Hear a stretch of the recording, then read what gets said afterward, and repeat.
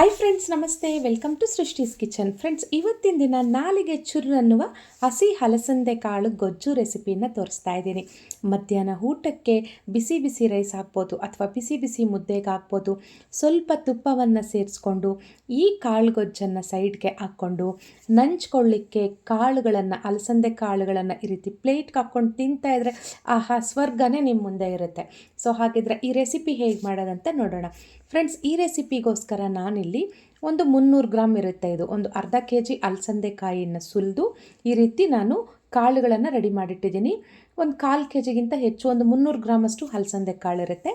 ಇದಕ್ಕೆ 1 ಟೊಮೆಟೊ, 2 ಬದನೆಕಾಯಿ, ಹಾಗೆಯೇ ನಿಮ್ಮ ಖಾರಕ್ಕೆ ತಕ್ಕ ಹಾಗೆ ಹಸಿಮೆಣಸಿನ್ಕಾಯಿ, ನಾನಿಲ್ಲಿ ಒಂದು 8 ತೆಗೆದುಕೊಂಡಿದ್ದೀನಿ. ಈಗ ಕಾಳನ್ನು ಬೇಯಲಿಕ್ಕೆ ಇಡೋಣ. ಈ ರೀತಿ ನೀರನ್ನು ಸ್ಟವ್ ಮೇಲೆ ಇಟ್ಟು ಒಂದು ಪಾತ್ರೆಯಲ್ಲಿ ನೀರು ಕುದಿಯೋ ಅಂಥ ಟೈಮಲ್ಲಿ ಅಲಸಂದೆ ಕಾಳು ಸೇರಿಸ್ಕೊಳ್ತಿದ್ದೀನಿ. ಈಗ ಟೊಮೆಟೊ ಈ ರೀತಿ 4 ಭಾಗಕ್ಕೆ ಕಟ್ ಮಾಡ್ಕೊಳ್ಳಿ. ಟೊಮೆಟೊ ಮತ್ತು ಬದನೆಕಾಯಿ ಅದನ್ನು ಸಹ ಸೇರಿಸ್ಕೊಳ್ಳಿ. ಈಗ ಇದಕ್ಕೆ ನಾನು ಹಸಿಮೆಣಸಿನ್ಕಾಯಿ ಬಂದು ಒಂದು 7ರಿಂದ 8 ತೆಗೆದುಕೊಂಡಿದ್ದೀನಿ. ಈಗ ರುಚಿಗೆ ತಕ್ಕಷ್ಟು ಉಪ್ಪು, ಕಾಳು ಹೊಟ್ಟಿಗೆ ಹಾಕ್ಬಿಡ್ರಿ, ಚೆನ್ನಾಗಿರುತ್ತೆ. ಕಾಳಿಗೆಲ್ಲ ಉಪ್ಪು ಹಿಡಿಯುತ್ತೆ. ಈಗ ಇದನ್ನು ಲಿಡ್ ಕ್ಲೋಸ್ ಮಾಡಿ ಒಂದು 12 ನಿಮಿಷಗಳ ಕಾಲ ಕುಕ್ ಮಾಡ್ಕೊಳ್ಳಿ. ಕಾಳು ಅನ್ನೋದು ಚೆನ್ನಾಗಿ ಬೆಂದಿರುತ್ತೆ. ಈಗ ಲಿಡ್ ಓಪನ್ ಮಾಡಿ ತೋರಿಸ್ತಿದ್ದೀನಿ. ಕಾಳು ಸ್ವಲ್ಪ ಬೆಂದಿದೆಯಾ ಇಲ್ವಾ ಅನ್ನೋದು ನೀವು ಚೆಕ್ ಮಾಡ್ಕೊಳ್ಳಿ. ಈಗ ಇಲ್ಲಿ ಚೆನ್ನಾಗಿ ಬೆಂದಿದೆ. ಈಗ ಸ್ಟವ್ ಆಫ್ ಮಾಡಿಕೊಂಡು ಇದನ್ನು ಒಂದು ತೂತ್ ಬಟ್ಲಿಗೆ ಈ ರೀತಿ ಹಾಕ್ಕೊಳ್ತಾ ಇದ್ದೀನಿ. ಯಾಕಂದರೆ ಆ ನೀರು ಸಪ್ರೇಟ್ ಆಗಬೇಕು. ಈ ನೀರಲ್ಲೇ ನಾವು ಗೊಜ್ಜನ್ನು ರೆಡಿ ಮಾಡ್ಕೋಬೇಕು, ಕಾಳು ಬೆಂದಿರೋ ಅಂಥ ನೀರಲ್ಲಿ. ಈಗ ನೋಡಿ ಸಪ್ರೇಟ್ ಮಾಡ್ಕೊಂಡಿದ್ದೀನಿ. ಈಗ ಟೊಮೆಟೊ ಮತ್ತು ಬದನೆಕಾಯಿ, ಕಾಳು ಎಲ್ಲ ಈ ರೀತಿ ಸಪ್ರೇಟ್ ಮಾಡ್ಕೊಳ್ಳಿ. ಈಗ ಈ ನೀರಿಗೆ ಸಣ್ಣ ನಿಂಬೆ ಹಣ್ಣಿನ ಗಾತ್ರದಷ್ಟು ನಾನು ಹುಣಸೆ ಹಣ್ಣನ್ನು ಸೇರಿಸ್ಕೊಂಡು ಕಿವುಚ್ಕೊಳ್ತಾ ಇದ್ದೀನಿ. ಹುಣಸೆ ಹುಳಿ ರಸವನ್ನು ತೆಗಿತಾ ಇದ್ದೀನಿ. ಈಗ ಈ ರೀತಿ ಕಿವುಚ್ಕೊಂಡು ಹುಣಸೆ ಹಣ್ಣನ್ನು ಪಕ್ಕಕ್ಕೆ ತೆಗೆದಿಟ್ಬಿಡಿ. ಈಗ ನಾವು ಬೇಯಿಸಿಟ್ಕೊಂಡಿದ್ವಲ್ಲ ಟೊಮೆಟೊ, ಬದನೆಕಾಯಿ ಮತ್ತು ಹಸಿಮೆಣಸಿನ್ಕಾಯಿ, ಇದನ್ನು ಸಹ ಕೈಯಿಂದನೇ ಕಿವುಚ್ಕೊಳ್ಳಿ. ಇದು ಕೈಗೊಜ್ಜಾಗಿದ್ದಕ್ಕೆ ಮಿಕ್ಸಿಗೆ ಹಾಕ್ಕೊಳ್ತೀರಾ, ಈ ರೀತಿ ಕೈಯಿಂದನೇ ಚೆನ್ನಾಗಿ ಕಿವುಚ್ಕೊಳ್ಳೋದ್ರಿಂದ ಗೊಜ್ಜು ಟೇಸ್ಟು ಸೂಪರಾಗಿರುತ್ತೆ.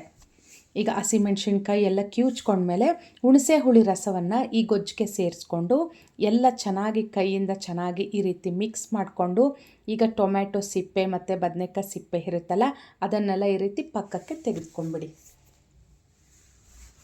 ಇಷ್ಟೇ, ಈಗ ಗೊಜ್ಜು ಅನ್ನೋದು ನಮಗೆ ರೆಡಿ ಆಯಿತು. ಗೊಜ್ಜು ಅಂದ ತಕ್ಷಣ ಬಾಯಲ್ಲಿ ನೀರು ಬರುತ್ತೆ. ಈ ಸಾಂಬಾರು, ರಸಮ್ಮು ಮತ್ತು ಇವೆಲ್ಲ ತಿಂತಾನೆ ಇರ್ತೀವಲ್ಲ, ಈ ರೀತಿ ಮಳೆ ಬರೋ ಅಂಥ ಟೈಮಲ್ಲಿ ಬಿಸಿ ಬಿಸಿ ಅನ್ನಕ್ಕೆ, ಮುದ್ದೆಗೆ ಈ ರೀತಿ ಗೊಜ್ಜಿದ್ರೆ ಆಹಾ, ನಾಲಿಗೆ ಚುರ್ರ್ ಅಂತಲೇ ಅನ್ನುತ್ತೆ. ಯಾಕಂದರೆ ಹಸಿಮೆಣ್ಸಿನ್ಕಾಯಿ ಹಾಕಿದ್ವಲ್ಲ ಹಾಗಾಗಿ.